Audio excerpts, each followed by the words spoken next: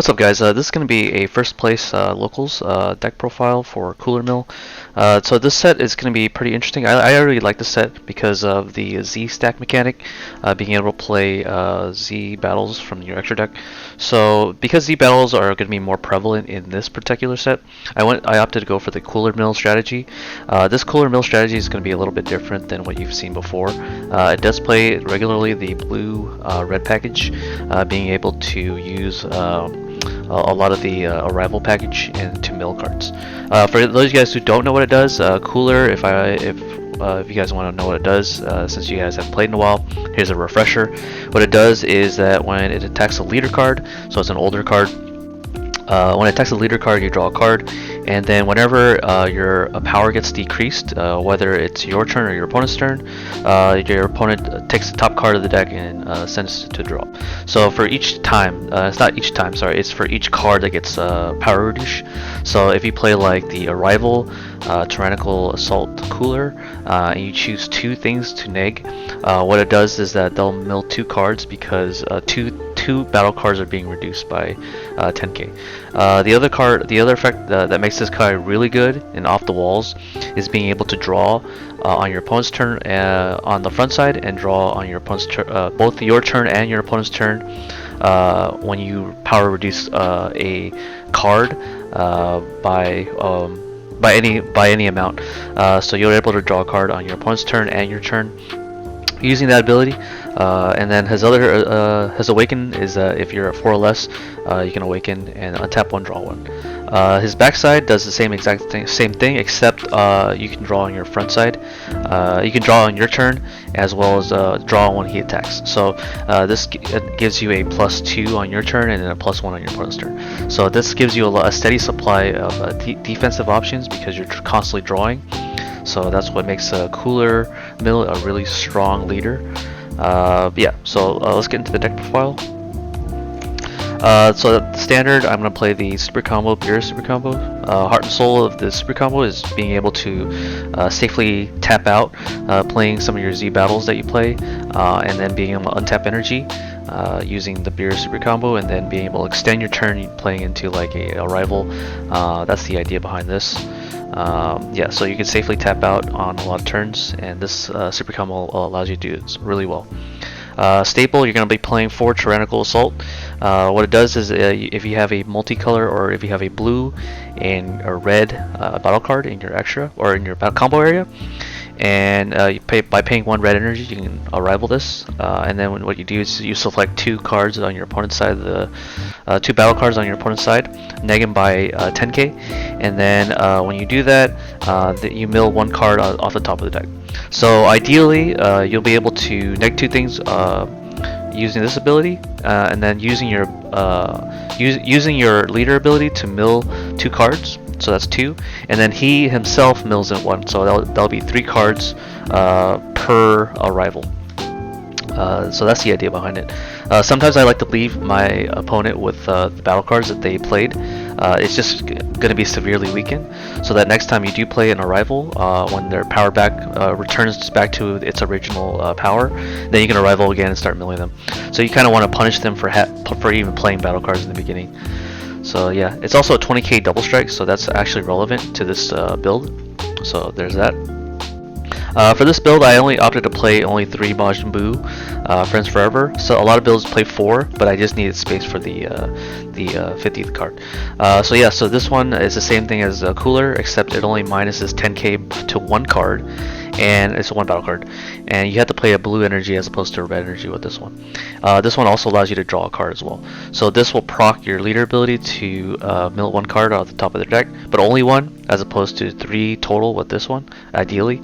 And this one also has a cool ability where if you, at the end of the turn, you get to return something that isn't Hercule Friends Forever back to your hand.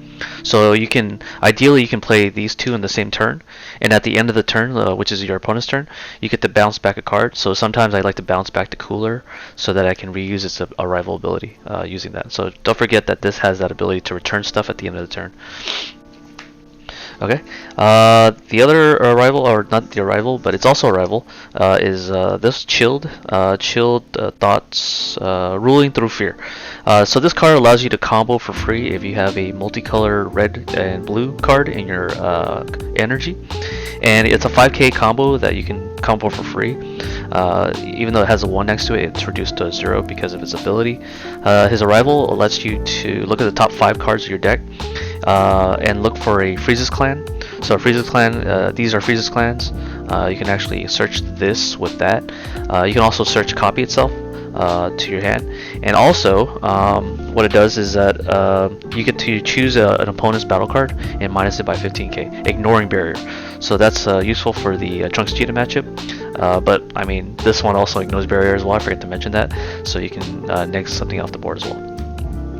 Yeah, Trunks Cheetah is coming back, so this is actually a good choice into the meta. Another card I play is the check land. Basically, if you have already a multicolor in your energy, this comes into play in active mode, so you don't have to worry about it being exhausted by energy exhausted. And also, it's just a Freezer Clan, so you can actually search it off of this if you rival this. So yeah, that's all. I only played 3. Don't need any more than that. And that's all the multicolor cards I play that are battle cards. The other multicolor cards I play are these. So I did tempted to go for the burn package. So the idea behind the burn package, I also play the SCR. So the idea behind the burn package is that if your opponent knows that they're playing against a cooler mill deck, they're gonna hold their super combos until they have 1 life left. And so essentially, because the reason why they're holding their super combos is because they don't want to draw cards, because drawing cards gets them to basically a lower deck count, so they don't want to get milled. So they hold on to their super combo unless it's actually needed. Or you can take the other thought, the train of thought, where they use the super combos anyway just to kill you faster. But you play really good defense anyway, so that's never gonna happen. So yeah, so the burn package makes them so that they're comfortable losing life until they have down to like 2, and so you punish them for going down to 2 because you play Energy Explosion, which you play because you play the Rival Seeker. Actually, I guess my Rival Seeker's not here. Gotta find it. So yeah. So this is the other multicolor blue and red card that I play. This allows you to combo for free. He's a 10k combo. If you have an extra card or a red extra card in your drop area, so you play the Frieza's friendly rival to send the red extra card from your deck to the grave, and this allows you to combo this for free. Another cool thing about this is that it's also searchable with this. So in the event that you can't see a Frieza's Clan, he's also a Frieza's Clan as well.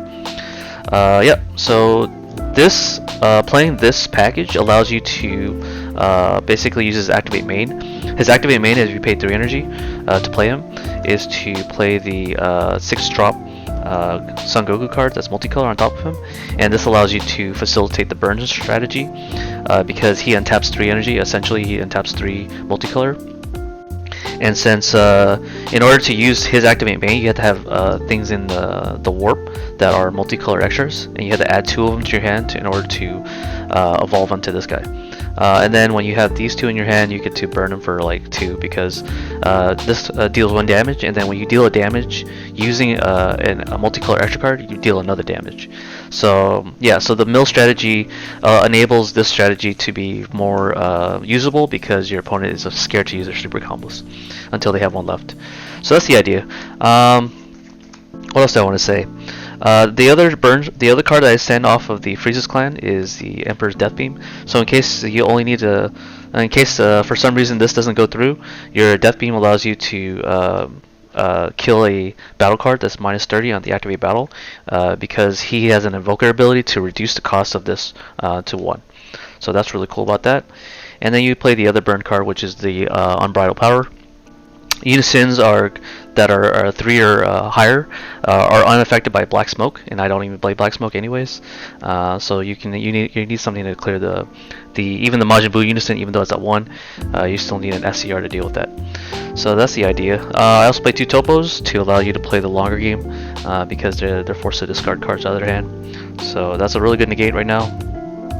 Unison package, I play 3 of the baby unisons. I think this is the best red unison because it's able to basically take off a battle card that's threatening to you. In the tournament, I use this to absorb the 8-drop Android 21 that punishes me for using counterplay. Or counterattacks, or just counter skills in general. So I just ate it, and then I also drew a card off of that. He also has the protection ability, where if this were to lose a marker by a battle, you could just remove a card underneath it to save it from losing markers. So that's really cool about that. The real reason why I played the baby unison is because of Videl. Videl and Yamcha are really strong counterplay cards that you can play on either player's turn to neg battle cards, and then also facilitate the draw on your front side or your back side. And so that being able to neg cards off your opponent's side of the field to play defense or offense and able to draw a card is pretty nuts in my opinion. So that is why I play the baby unison with the Videls. And then I play one of this. This gives my baby unison another marker. You'll hardly ever need to play this guy, but you could essentially just give another marker to the baby unison. And then when he comes out, he can also neg all your opponent's battle cards by negative, I believe 30k. Yeah, so minus 30k, and he also has triple attack. That's really strong about that, and it also procs the leader ability to mill and also to draw cards because it's a battle card. Okay, extra cards I play, you definitely need to play Sensu Bean. This is a staple. Sensu Bean allows you to untap energy and allows your rival play to be smoother, and you can play defense a lot better. So you definitely need to play Sensu Bean in the Cooler Mill deck. I play 2 of the testing the opposition negates, token negate basically. You're going to need a way to get down to 5 to 4, but even if you're not at need to get to 5 to 4, you can actually use this when you're at 2 to 1 or 3 to 2, just to stop any quad strikes or anything that might stop you. So yeah, definitely good at negate. Tutorable negate that you can play is this. You can actually send this off of Frieza's friendly rival if you already have the extra cards in your drop area. This is a third option for you to tutor and negate, send it to the drop, and then it negates from the drop area by removing from play 1 red card from your hand. And this is still a copy. So yeah, that's pretty much the main deck. The extra cards I play are 4 of these Vegetas. Very necessary because he's basically an accessible red battle card that you can play for 2 energy. And what he does is when he attacks, you get to combo a red 5k combo from your drop area. And he goes up to 20, and then he negs something by 15, so you'll neg a battle card, and that'll proc the leader ability to mill cards and draw you cards on the backside. So that's why I play 4 of them. It's just a staple, really, in the strategy that you're trying to go for. He also hits really hard in the event that you have a 4 extra card or 4 Z energy to restand the guy. To help me awaken, I do play only 1 of the insurmountable. That's the only reason why I play him, is just so I can go down to 4 life so I can awaken. Yeah, that's the only reason. It only costs 1. I play 1 of the another burn strategy, so this Goku allows you to burn 1 more damage if they have 4 or more life. You can burn 1 damage and get them down to 3, and then all you have to do is worry about is getting that last life to their hand so that you can burn them with the energy explosion line. So burn is the name of the game if you're playing blue or if you're playing red today or for this metagame. I also play 1 Cell just because he is a card that you can access, and sometimes you just need an extra push being able to take that last damage. So that's my deck profile. I hope you guys enjoyed the Cooler Mill deck profile that also plays the burn package. I think this is the feature of Cooler Mill in my opinion because it's able to play a little bit of psychology with your opponent, being able to hold their super combos, and then if they don't use their super combos, you're basically able to get their life low so that you can burn them with the this line.